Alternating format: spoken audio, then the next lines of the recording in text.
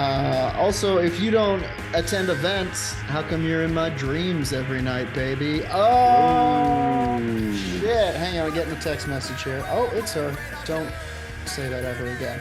Okay. Folks, welcome to Werewolf Radar, the world's premier paranormal preparedness podcast. My name continues to be Jordan Dahl. I am Nate Balding.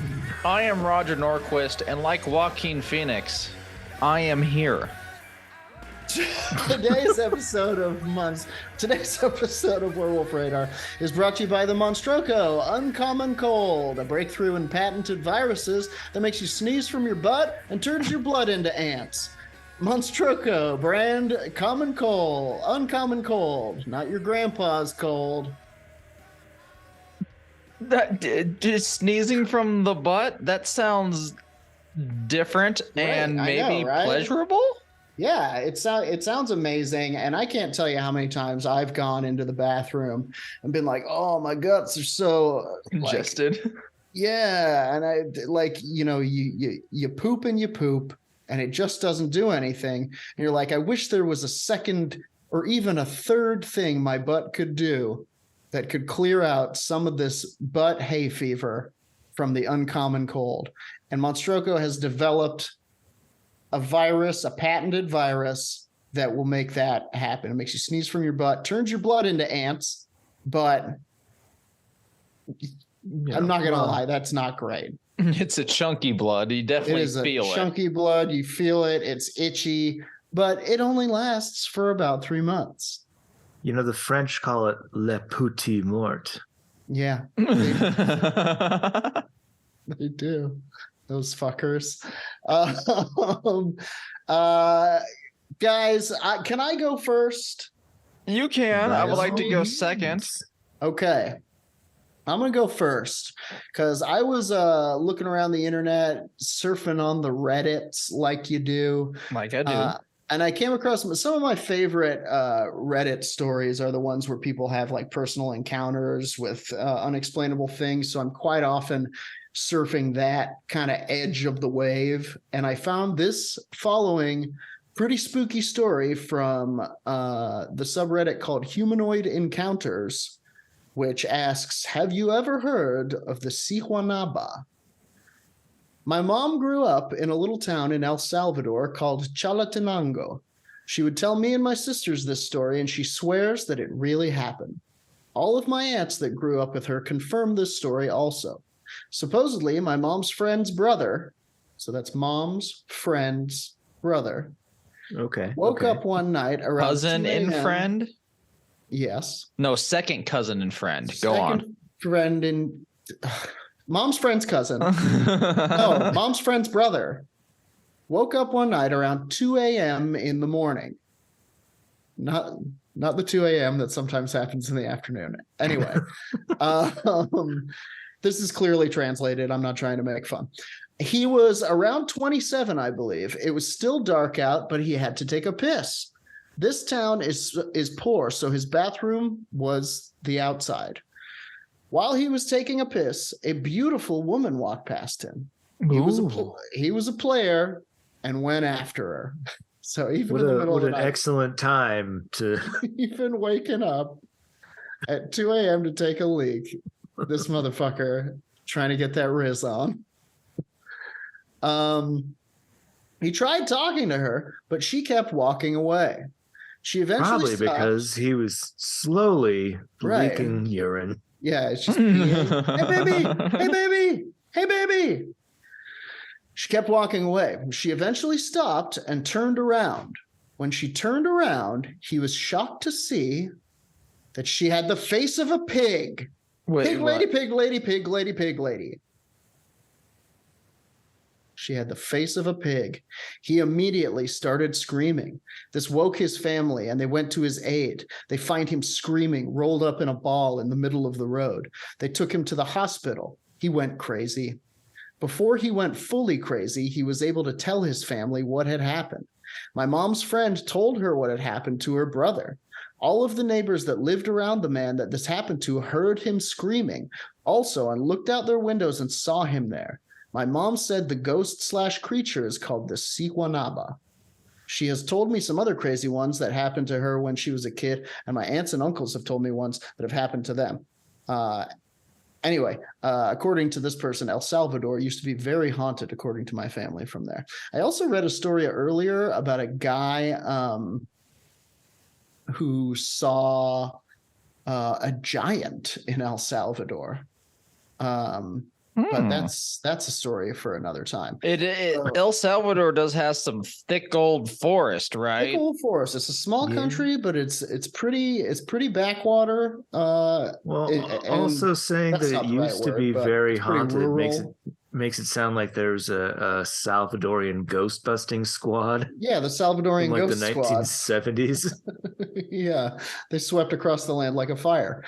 So this story led me to do a little bit of research on the Siguanaba, which can be spelled with an H or a G. It's Siguanaba, but I think in South American Spanish, that's an H sound. So the Siguanaba, this is from the Wikipedia, La Sihue, or Siguanaba, Sigua or Sehua, is a supernatural character from Central American folklore, though it can also be heard of in Mexico. It is a shape-shifting spirit that typically takes the form of an attractive, long-haired woman seen from behind. She lures men away into danger before her revealing her face to be that of a horse or alternately a skull. Ooh, and now, as we know it, a pig. It's one of those situations to where the ghost is better going than coming. I hate it when this ghost shows up. I think that's generally true. I love to watch it walk away.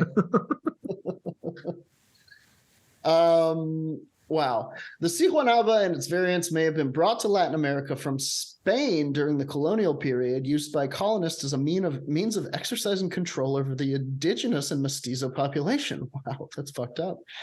Appearance. When encountered, she is a beautiful woman who is either naked or dressed in either flimsy white or black clothing. She usually appears bathing in a public water tank, river, or other water source, although she may also be found washing clothing. It's shades of La Llorona.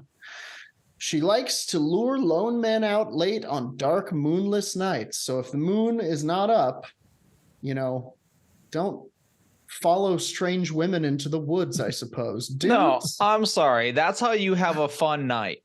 Dudes, just tuck it away. Just go back inside, take a whiz. You don't need to be fucking pitch and woo out here in the forest at night. The moon's not out. Likes to lure men out on dark, moonless nights without letting them see her face first. She tempts such men away from their planned routes to lose them in deep canyons and dark forests. In Guatemala, the Siguanaba appears as a beautiful, seductive woman with In Guatemala, the Siguanaba appears as a beautiful, seductive woman with very long hair. There we go. She will not reveal her face until the last moment, when it is revealed as either the face of a horse or alternately a human skull. If her victim, usually an unfaithful man, does not die of fear, then he is driven mad by the sight. From afar, the Siguanaba can imitate the appearance of a man's girlfriend in order to lead him astray. That's not fair. You can't seduce me in the visage as of my girlfriend. Well, that's absurd. Maybe if you truly cared about her, you wouldn't have been unfaithful that one time, resulting in this horrible haunting. Been unfaithful. That's true.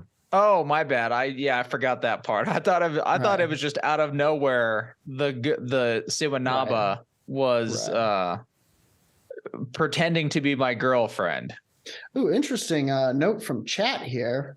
This is from Janet Bravo. Where I am from, they are called damas tapadas, and they lead drunkards to cemeteries and scare them. Oh, that's fun. Yeah. That honestly does feel like a good time. Like if you were a ghost, like, ooh, I got an idea. That's the beginning of the first Phantasm movie. Yeah.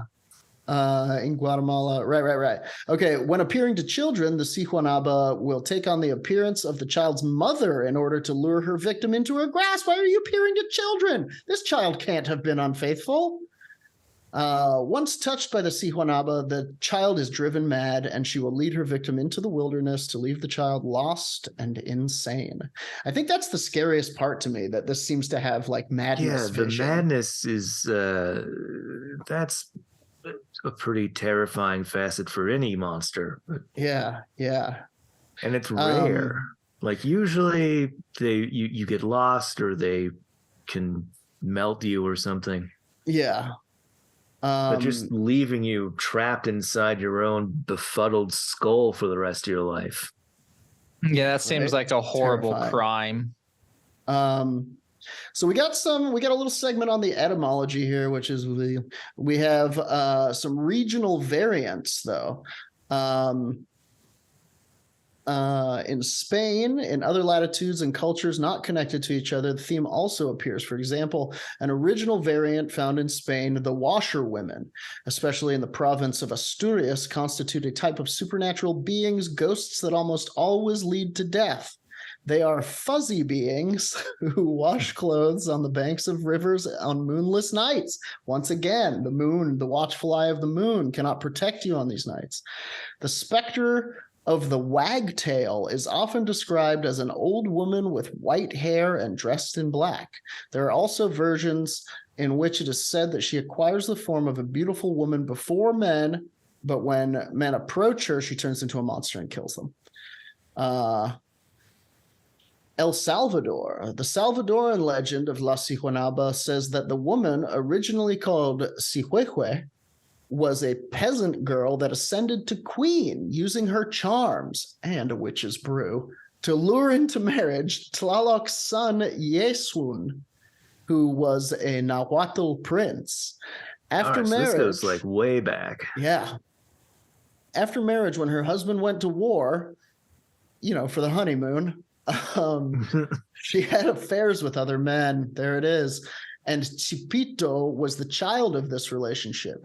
Sihuehue was a bad mother, neglecting her son, leaving him alone to meet her lovers.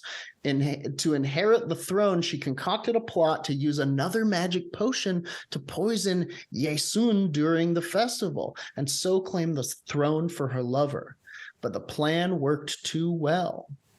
Yesun was transformed into a savage giant monster with 2 heads who ravaged the attendants to the palace's feast.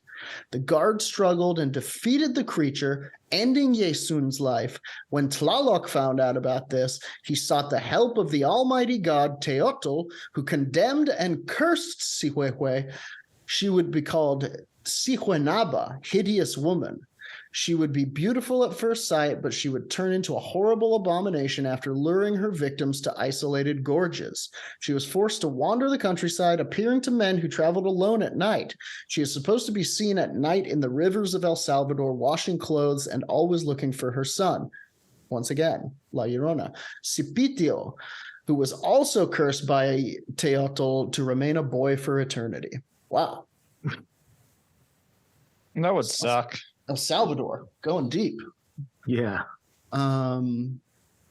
So we'll hit up Guatemala, and then Mexico, Honduras, Costa Rica. They all have their own kind of regional versions. Part to it. So much the Mexican section itself is like 9 paragraphs or something. We'll do the Guatemala one because that was the story that we heard. In Guatemala, the Siguanaba is said to be encountered washing her hair with a golden bowl and combing her hair with a golden comb. She is said to wander the streets of Guatemala City, luring away men who are in love. So in this one, you just have to be in love. In Guatemala, she's trying to destroy your relationship in this one. Yeah, seemingly. In Guatemala, the legend is more common in Guatemala City, Antigua, and the eastern departments of the country. The most common variant in these areas is that the spirit has the face of a horse. In Guatemala, the Siguanaba is often said to appear to men who are unfaithful in order to punish them. Okay, so a little bit of contradiction there. The Cachiquel Maya version of the Siguanaba from San Juan Comalapa describes her as a woman with enormous glowing eyes and a hoof for a hand. She wears a glittering dress and has very long hair and haunts the local rubbish dump, frightening disobedient children and drunken husbands. That one's kind of awesome. Awesome. That's what I was thinking. Like, where's the downside? It feels like a painting or something. Yes. On the Guatemalan side of Lake Guija in Cutiapa department, the Siguanaba is able to take on many forms, but the most common is that of a slim, beautiful woman with long hair who bathes herself on the banks of the Ostua River. Although she may also appear by other water sources or simply by lonely roadsides, to lustful men she appears just as a beautiful woman, while to love-struck men she takes the form of the object of the man's affections. A tale from San Juan La Isla relates how a man went to meet his wife who was returning on horseback from El Salvador, and after accompanying her for a while, his quote-unquote wife flung herself from her mount and revealed herself to be La Siguanaba. In the same region, the Siguanaba is said to appear on moonlit nights. Boy, that fucking no escape. Changed everything. Changes everything. I thought I was safer some nights. To horse riders on lonely roads asking to ride pillion. After riding with the victim for a short while, she reveals her fingernails as fearsome claws and her face as that of a horse, causing the rider to die of terror. Presumably, the claws come over your shoulder as you're riding. Very scary. Those lucky few that manage to flee find themselves lost in the wilderness. A lot of these have a horse face aspect. What is so terrifying of a horse? If this happened to my lady, she'd go, "Oh joy, a horse human. Let's have some fun." This rules. Yeah.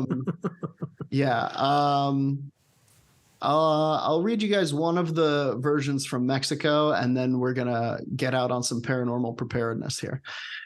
Finally, there is the Chiapas version from the state of Chiapas. In this last version, it is known as the Noyomo, Sigua, or Tishanilla. In some regions or places, it is considered as an evil spirit, and in others, a benign spirit. It is said that she is the wife of the Sombreron. It is said that it appears to men who are unfaithful, bathes in any lake, and when they approach, she reveals a demonized horse face, or a disfigured face, according to the best known versions, that kills them or lets them go. Many of the unfortunate ones who have seen it change forever. Many of their relatives notice that they no longer eat and see that in a corner or anywhere, they are seen sitting or standing, waiting for the Sigua or Tishanilla. In other regions of Chiapas, it is also said that the Siguanaba may appear on roads asking motorcyclists to climb it. To climb it? To climb on, I presume. And after a while of walking, it transforms into a monster with the head of a horse. In other regions, it is known like the Yegualichuatl, who, like the Mayan and Oaxacan versions, bewitches men with her beautiful body. She leads them to a ravine and then begins to throw them off the cliff by using them to fall down the ravine.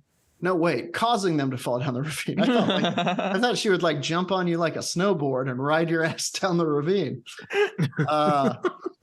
It is said that they see that the woman, instead of walking, is floating through the air, but they do not give so much importance to wanting to reach her. In addition, so she floats off the cliff and she's like, "Come to me," and then you get Wile E. Coyote'd. Some also sign that she is accompanied by the Cadejo, which is a supernatural spirit that appears as a dog-shaped creature with blue eyes, who may have appeared in one of our first episodes, actually. And together they are in charge of punishing and scaring bad men. We've also talked about the Sombreron. Yeah. Like a little goblin cowboy that braids your hair, and if you let him, you're tormented until you cut it off or something like that, or go to church. Well, all of this can probably be solved by getting some church in you, boy. Getting some church in you, dang it. We have a little bit of paranormal preparedness here. Luckily, there is a defense to ward off the Siguanaba. Traditional methods are said to ward off the Siguanaba in the border regions between Guatemala and El Salvador. Those who see the Siguanaba make the sign of the cross upon her or bite their machete while simultaneously banishing both the evil spirit and the fear that grips the victim. So you can bite a machete or do the sign of the cross. All right. Oh, bite a machete. If you've got a machete. Mm-hmm. And if you don't, why did you come out tonight without your machete? There's no moon out. What are you doing outside? You're cheating on your wife. There's no moon out. You know what you were doing, sir. And that concludes my segment that I'm calling Did You See Juanaba? Thank you. Excellent Thank work. you. All right, I'm going to take the talking skull to Roger. And I'm going to take it because I found a fucking crazy article from years ago, but we've never talked about it. And I don't hear too many other podcasts talking about it. So I'm going to take a break from our traveling around to all our listeners' hometowns and telling you spooky things of what's inside of them to speak about Guillermo del Toro's UFO encounter. Okay. And how he thought the UFO was horribly designed.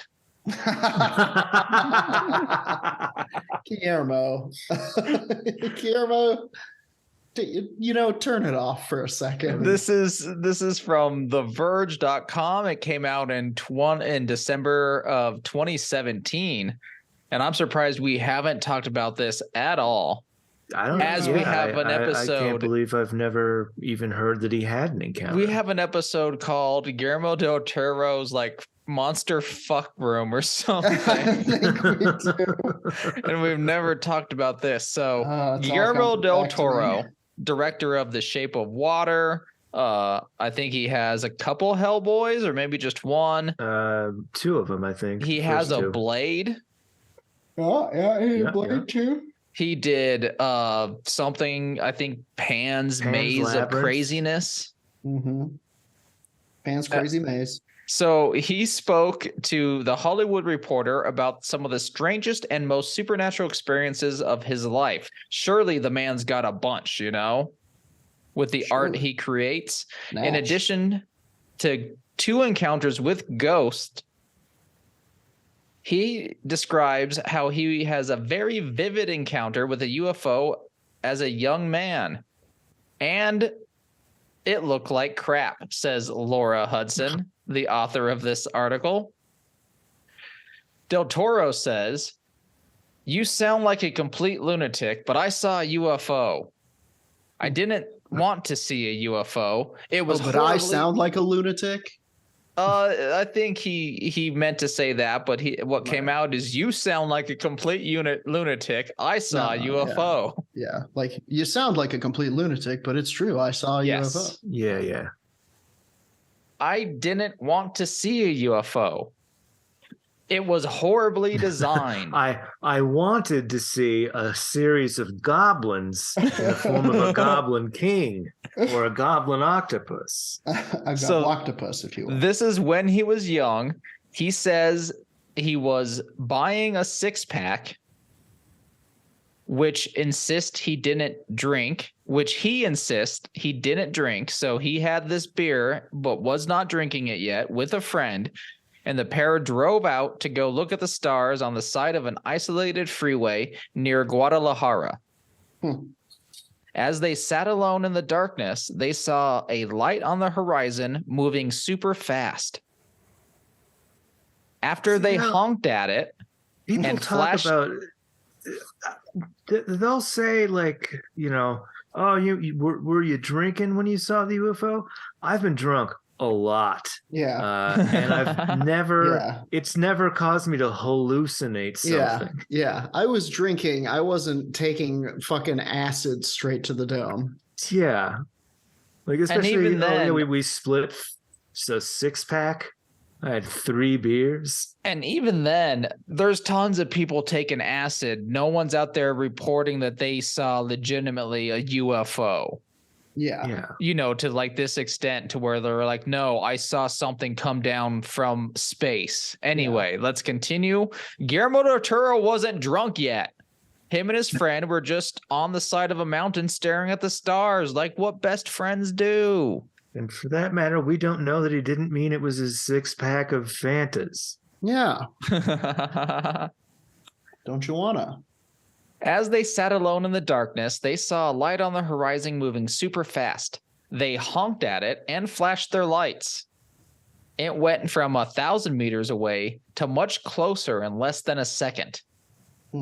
Although Del Toro described it as the scariest moment of his life, the director of Pan's Labyrinth and Pacific Rim. We forgot about Pacific Rim. No, we didn't. Well, didn't he do? I wasn't listening. I'm sorry. Didn't he also do I just we should specifically left it out. So the director couldn't help but note how visually unimpressive and hackneyed the spacecraft was.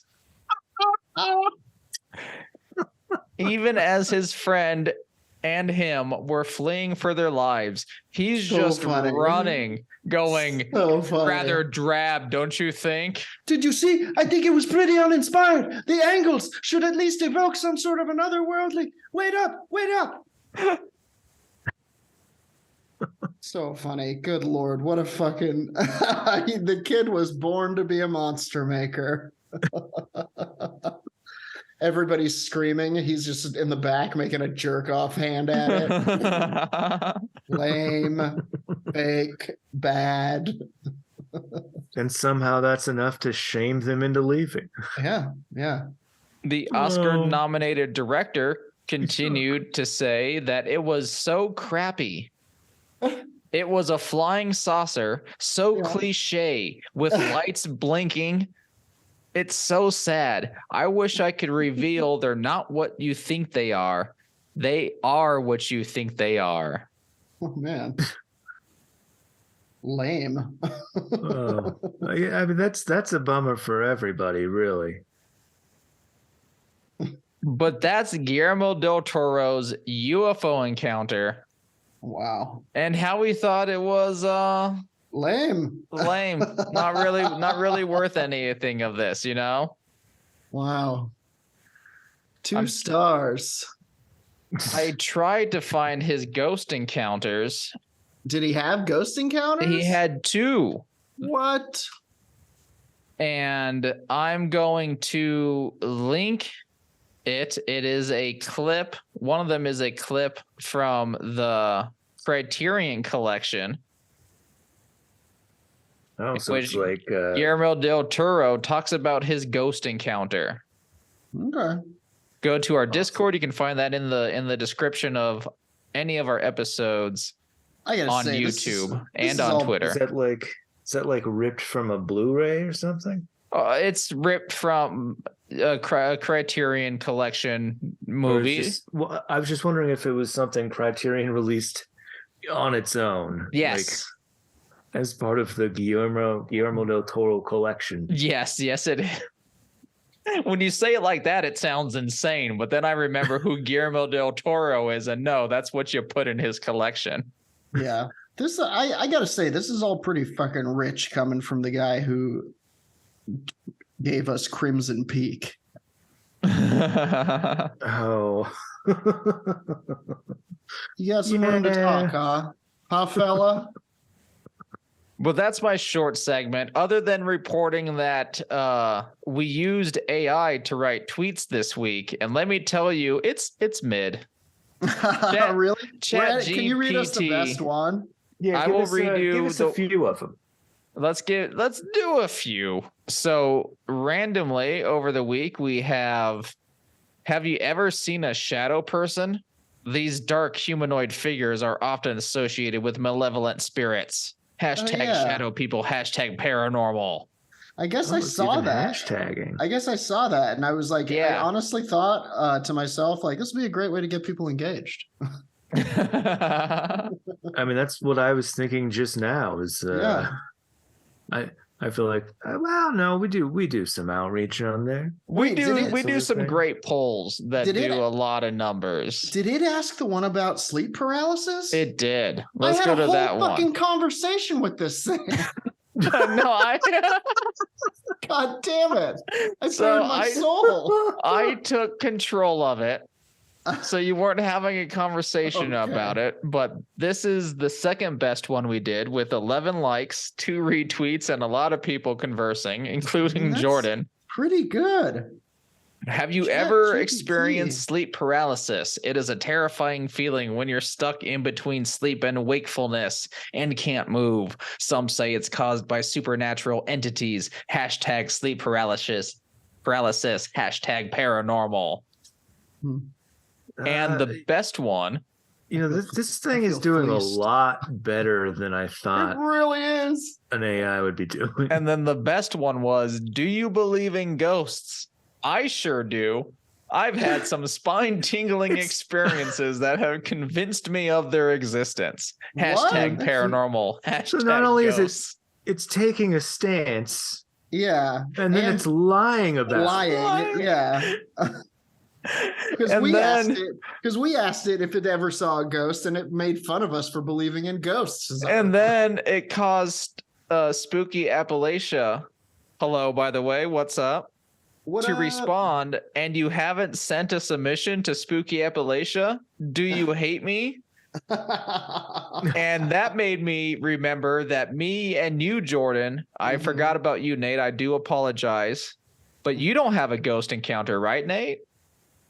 No, I have a possibly demonic encounter with my friend Mike.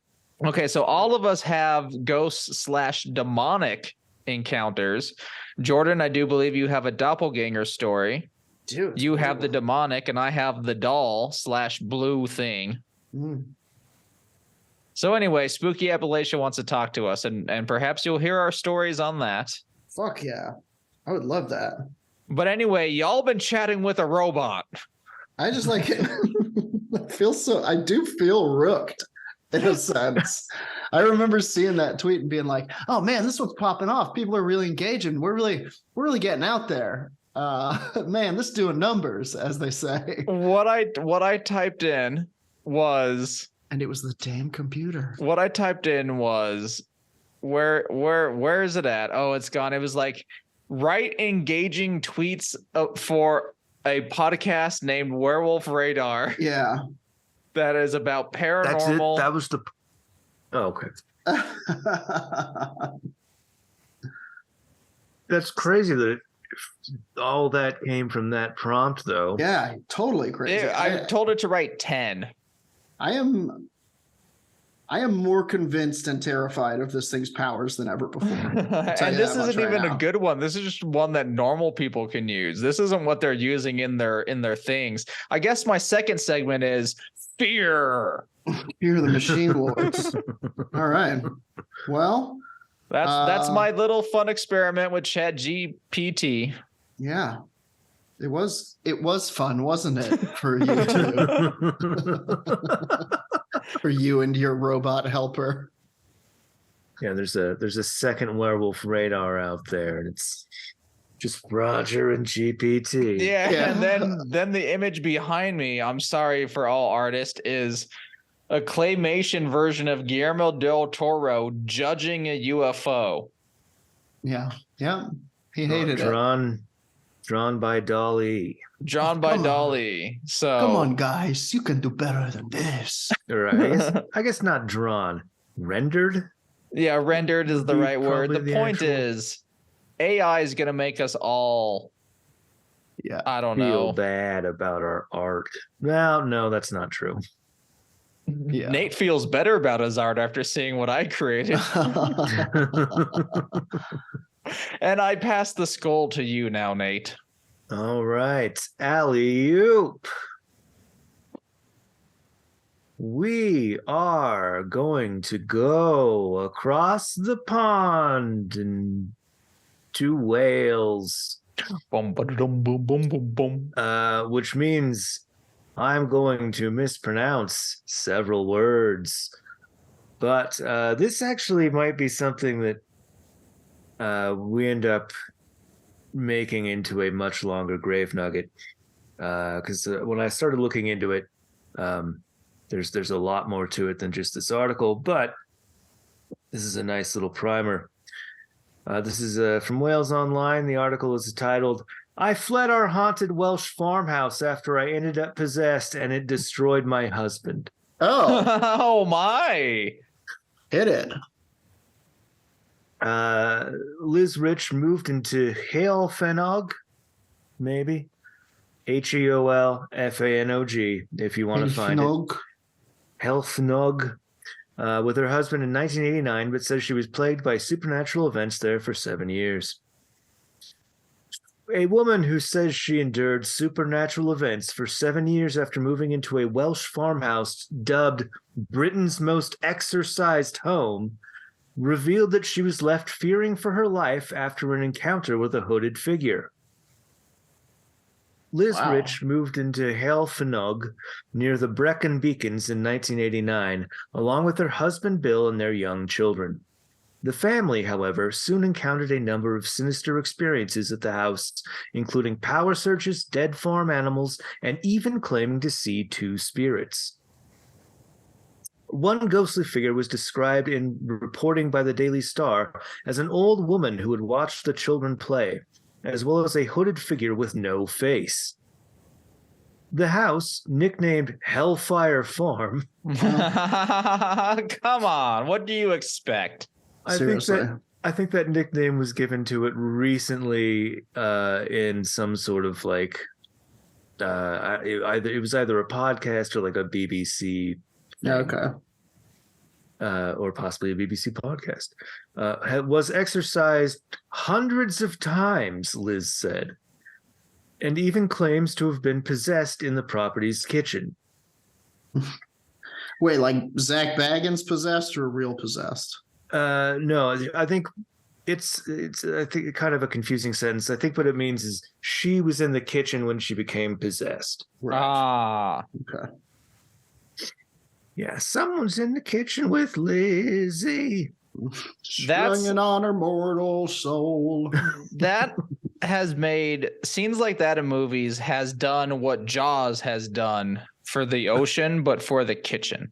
To where like sometimes I will spook myself out by turning the corner around and my lady's cooking in low light like she likes to do, and just chopping away, and then she looks at me because I spook her and I get spooked because I think she's possessed. Yeah, because she's chopping in the dark like a normal person. So you just take turns screaming back and forth. It's a scary scene for me. While the falafel burns. My falafel. That's the Lifetime version of it. While the falafel burned. Oh no, I burned the falafel. Now I feel awful. All right, we can keep going. We can pretend that never happened. No, let's work on it. No, you said it. Speaking to the Daily Star about her experiences, the 63-year-old said, "If you've never experienced anything like this, it must sound like we're making it up. But none of it was made up. None of it." Wow. One early sign that things were not quite right at the home was an expensive electricity bill that arrived, amounting to far more than the family could have used. Experts could not pinpoint a reason for this despite multiple visits to the house. Within the house, isolated in the Brecon Beacons, Liz said that living there was like being in a bubble, and that the family gradually adapted to an insidious feeling while living there. Nice. So we're just like, well, that fucking sucks. Gonna be. That's the worst. That's like living with anxiety. Talk to your doctor, folks. Yeah, well, you don't have to live like this. You can move out of the ghost house in your mind. I don't think I got it from this article. I think I saw it somewhere else, but. So I guess the Brecon Beacons are like at the highest. It's an area at the highest mountaintop in Wales. Oh. So there's like nobody for miles around. Right. Okay. And like it really, like you really have to trek into town and then back. And so they're kind of, they're pretty isolated. The husband is an artist. And I think they'll get to that maybe in this article. Otherwise, I'll mention it later. You could sense something before the real horrors came. Sometimes the house would level out, but then something would happen and it would become more claustrophobic and more oppressive, like an energy building up, she said. We were living in an unreality. When you came home, you didn't know what was going to happen. Among the strange phenomena the family experienced were footsteps that were heard on the stairs and farm animals dying with no explanation. Mm-hmm. That's not good. No. That's witch stuff. Yeah. I would always try to look for answers, but the problem is when something happens that you can't find a logical explanation for. How can you be standing looking at a door with your eyes and it closes and makes a slamming noise? How can an oil radiator heat itself up when there's no oil in the tank? That's when I thought there was a serious problem, Liz said. The couple's children, Ben and Becca, also reported seeing an old woman who they said would sit in the corner of their nursery and watch them play. Fun. Yeah, worth noting, Liz was pregnant, I believe, with Becca when they moved in. So, and then Ben was is slightly older. He was the son of the husband. Movies might have ruined me, but this is how you get a ghost, baby. The ghost sees the new life appear, and then bingo bango kicks out the old soul. It's now the new soul. Now you got an old soul, baby. Right. So yeah, this old woman has been with this young girl for her entire early life. Yeah. Which is very, very creepy. Yeah. Liz also says she saw the woman through a window in the house, as well as a 7-foot figure with no face. It was menacing, strong, and sure of itself, Liz said of encountering the figure in a passageway in the house. It didn't have a face, but it was in the form of a kind of human. I don't think it was a ghost, but it was something evil, something that had been around for a long, long time. Bill, an artist, cut himself off and would spend hours in the studio, with Liz saying that her husband was so obsessed that it got to his brain.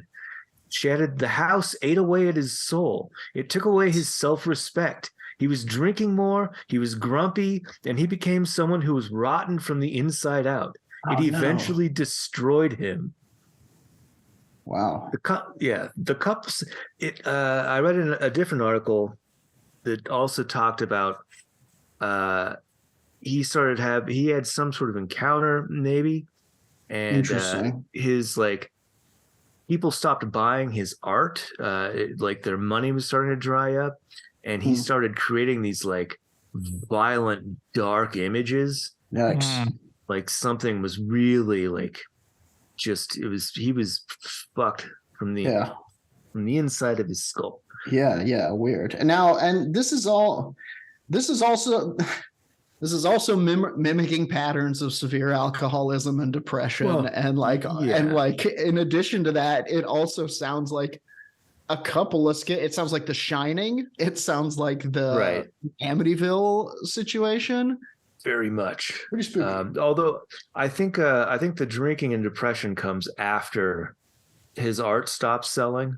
Interesting. Okay. So, interesting. Yeah, his income's drying up. His clients are no longer, or whatever it is, his patrons. Right. I'm not sure exactly what his artistic situation was.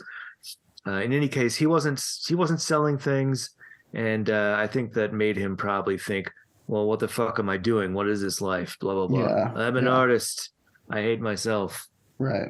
And then a demon came a knocking. Yeah. And he was like, okay. The couple separated and Bill sadly died before the release of the new BBC podcast, The Witch Farm. So there we go. Which discusses the family's experience. A book by Mark Chadbourne titled Testimony also covers the family's experience.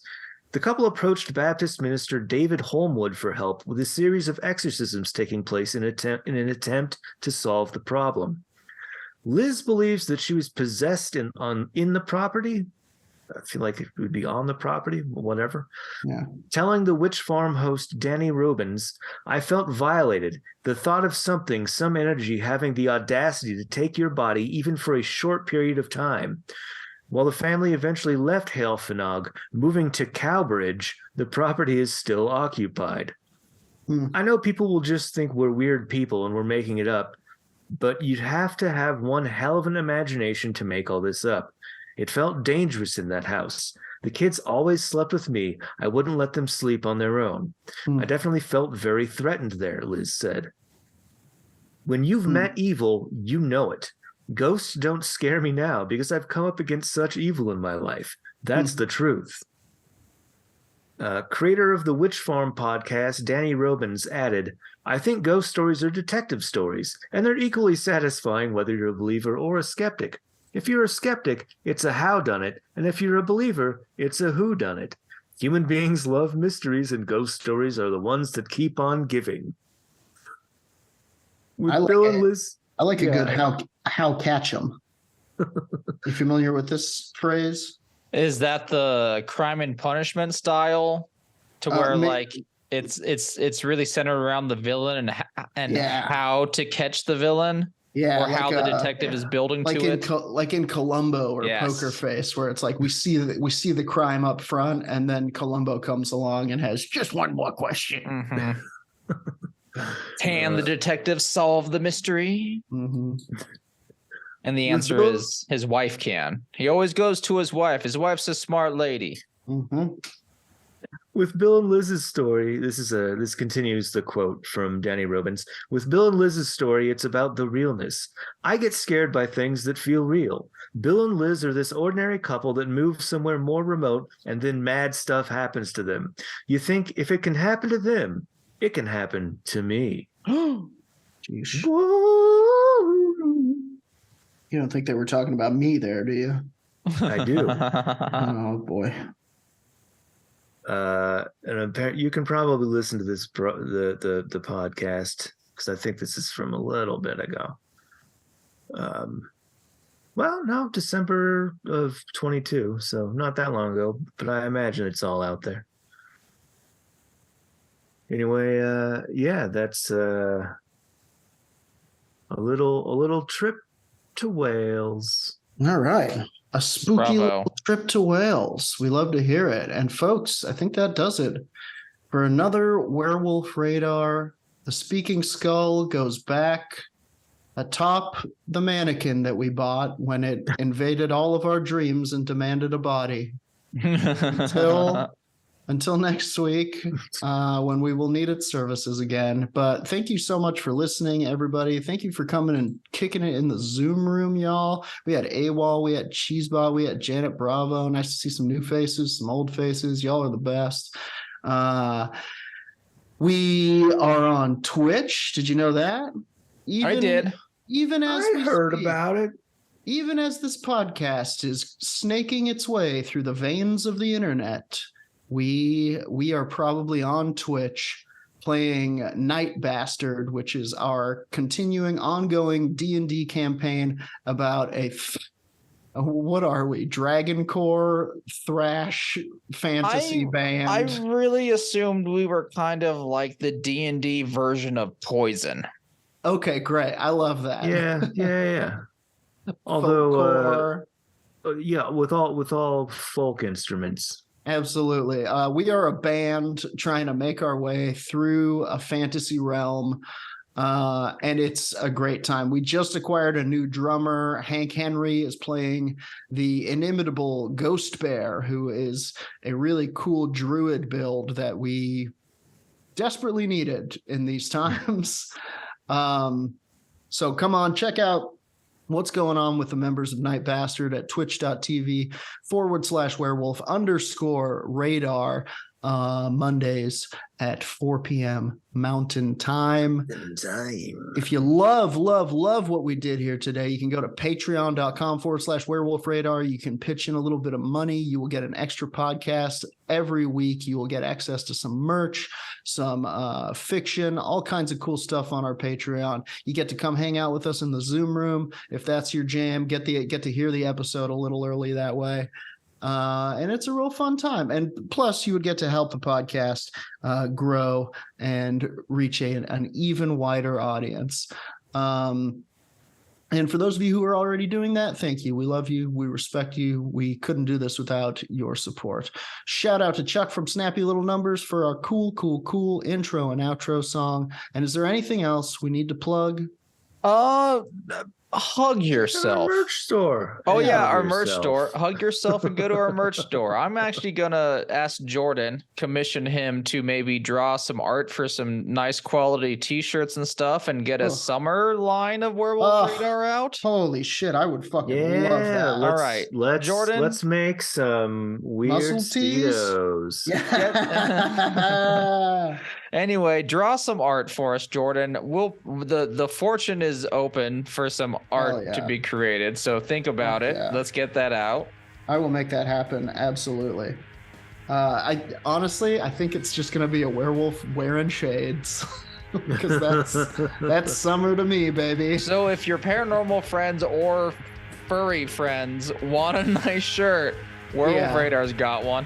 If you want to see a werewolf doing a kickflip, I'm upgrading it. As we're talking, I'm coming up with the concept. I think it's a werewolf doing a kickflip. Nice.